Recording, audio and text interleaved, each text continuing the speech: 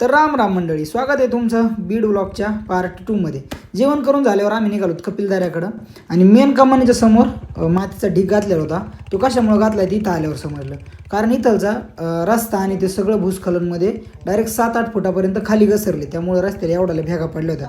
आणि लालूभाई गाडी चालवत होता, पण एखाद्या भेगामध्ये चाक घालतो काय त्याची पण भीती वाटत होती. आणि इथं पुढं बघू शकता तुम्ही, वरती शाळा ते आणि त्याच्या समोरून इथून खाली भूस्खलन झाले. मग गाडीवरून पडण्यापेक्षा आपलं उतरलेलं बरं, त्यामुळे मी उतरलो. मग लालूभाईने गाडी चढवली आणि हे बाबा आम्हाला म्हणले सरळ जा, इथून थोड्या अंतरावरच आहे कपिलदार. मग निसर्गरम्य वातावरणाचा आनंद घेत आम्ही आलो तिथं. तर इथं आल्याबरोबर आम्ही आजीकडून पानफुल वगैरे घेतलं देवाला व्हायला.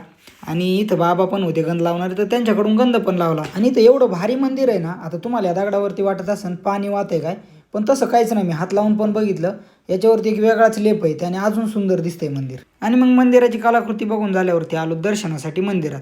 आता तुम्ही म्हणता हे मंदिर नेमकं कशाचं आहे, तर हे मन्मथ स्वामींची संजीवनी समाधी आहे. हे आहेत ते, यांनी 19व्या वर्षी संजीवनी समाधी घेतली होती. तर बघा मंदिराचा गाभारा असा एकदम जुन्या काळातला आहे, खूप जुनं मंदिर आहे. मग मंदिरात दर्शन ते केलं आणि डोंगराच्या कुशीमध्ये बसलेले ठिकाणे, त्यामुळे एकदम निसर्गरम्य वातावरण आहे इथं. आणि इथं धबधबे पण आहेत मंदिराच्या समोरच, तर ते बघायला आलोत आम्ही. तर इथं गर्दी पण होती बरीच. आता काही जण फोटोशूट करत होते, तर काही जण एकमेकांच्या अंगावर पाणी उडवत होते. आणि आता इथं पाण्यामध्ये आम्ही बघितलं तर मासे पण होते. मग आता लालूभाईच्या डोक्यात एक टूप पेटली. तो बोलला की चल पाण्यात पाय सोडून बसू.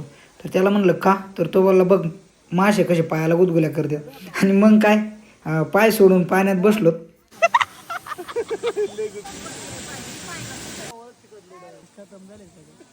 आता आम्ही बराच वेळ झाला पाण्यात पाय सोडून बसलोत, पण लालूभाईचं त्याच्यावर बी मन नाही भरलं.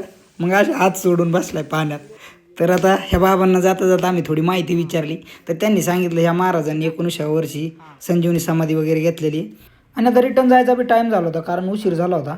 कारण सध्या बिबट्या भाऊनी जरा वातावरण टाईट केलेलं आहे, त्यामुळं आपलं अंधार पडायच्या आधी घरी गेलेलं बरं. आपण भीत नाही, पण बरं असतं. तर चला मंडळी, आता भेटू नवीन ब्लॉगसोबत.